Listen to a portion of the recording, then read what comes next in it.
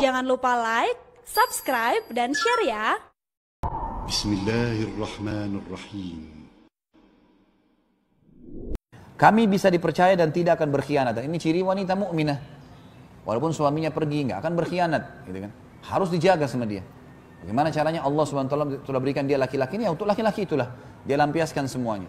Dan ingat, jangan terpengaruh hanya dengan casing saja. Ya.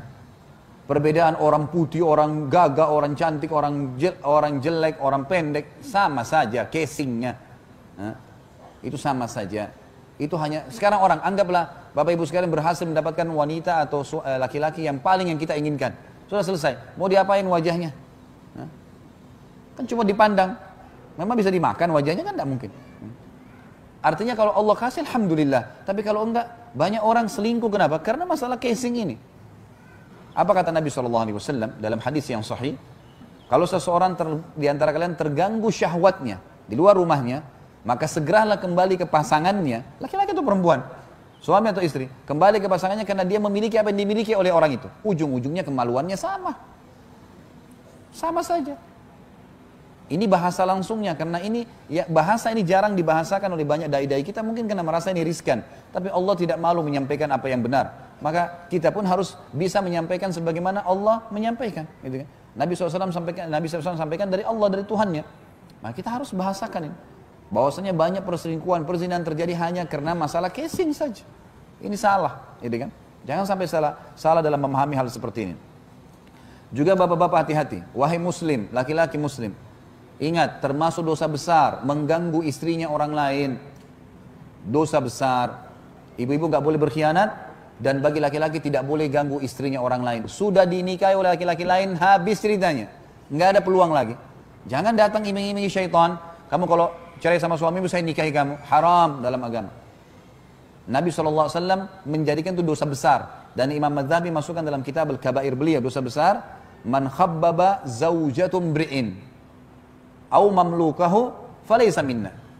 Siapa yang mengganggu istrinya orang lain, atau dia mengganggu hamba sahaya, atau mungkin sekarang pembantu supirnya, ya, dia mengganggunya.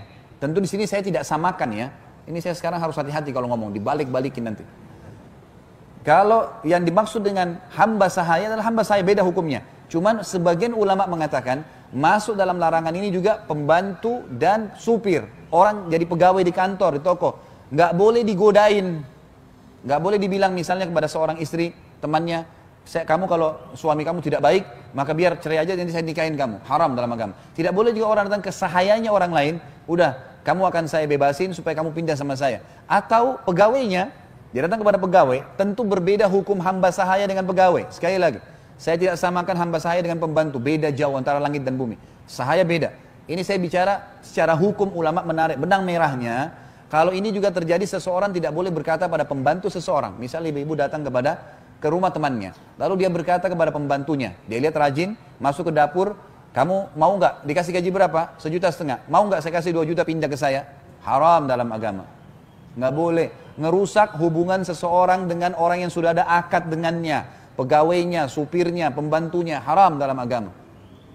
Kata Nabi SAW, bukan dari golongan kami. Makanya Bapak Ibu sekalian, ini bahasa saya jelas. Kata kunci supaya tidak terjadi perselingkuhan dan salah. Jangan konsultasi masalah agama kecuali pada ahlinya. Para ulama. Bukan teman, apalagi temannya suami. Hah? Ada ibu-ibu bicara sama teman suaminya. Saya begini, saya begitu, akhirnya teman suaminya tahu semua permasalahannya. Lalu teman suaminya bilang, sudah kalau gitu kamu cerai, nanti nikah sama saya. Itu masih mending kalau nikah. Permasalahannya terjadi perselingkuhan, zina. Ya, nggak boleh. Curhat itu menyampaikan permasalahan. Curhat pun Bapak Ibu sekalian mengenai hukum halal haramnya Allah.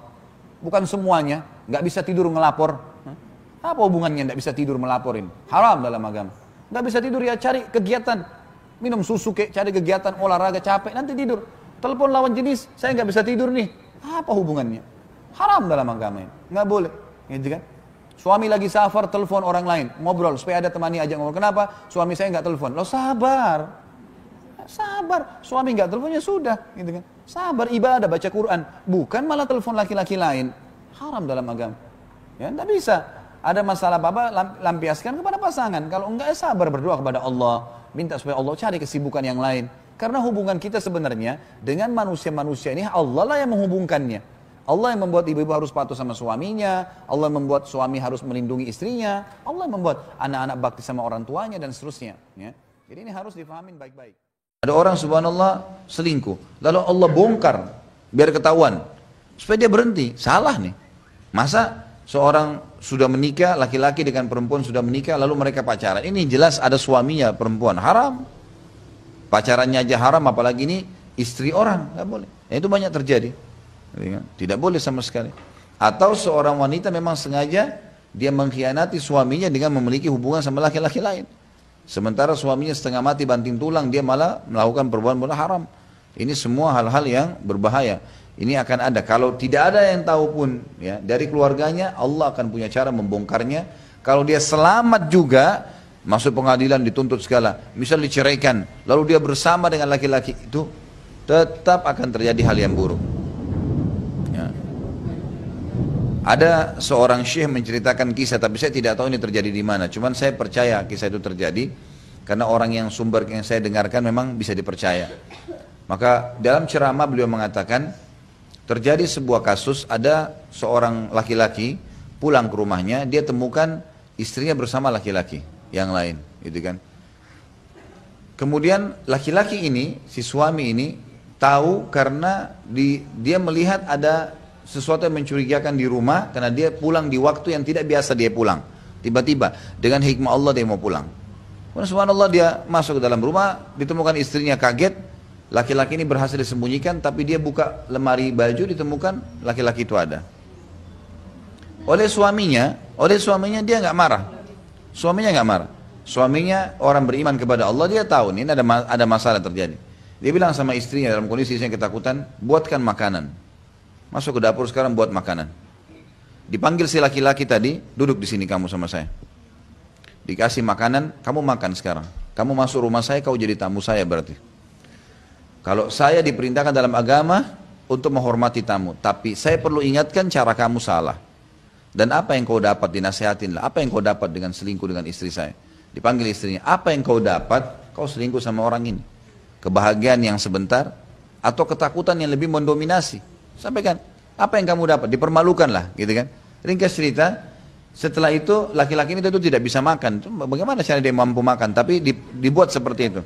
Lalu kemudian kata si laki-laki suaminya ini, urusan saya sama kamu di akhirat, bukan di sini. Silakan kamu pergi. Pulanglah laki-laki tersebut. Dia bilang sama istrinya, sekarang kau bungkus pakaianmu, saya ceraikan kamu. Pulang. Pulanglah, gitu kan. Subhanallah, selang beberapa hari saja, si laki-laki ini dapat jodoh orang baik, mukminah. Allah mudahin tiba-tiba dengan hikmah Allah ditawarkan menikah dia. Si perempuan tadi ternyata waktu pulang melanjutkan hubungan sama pacarnya itu. Berjalanlah waktu, gitu kan? Subhanallah, 3 bulan rumah tangga mereka, ternyata perempuan itu selingkuh lagi sama laki-laki lain. Jadi terjadi hal yang kita tidak pernah tahu gitu. Ternyata memang seperti itulah. Bukan cuma karena masalah hobi, bisa saja di situ memang efek jerah yang didatangkan oleh Allah di situ. Bisa saja itu malah musibah buat dia. Kadang-kadang ada orang menganggap itu nikmat, tapi sebenarnya musibah buat dia, gitu kan? Akhirnya jadi tambah kacau, jadi tambah rusak semua rumah tangga yang semestinya dia bisa bahagia, malah dikacauin semua. Allahu a'lam.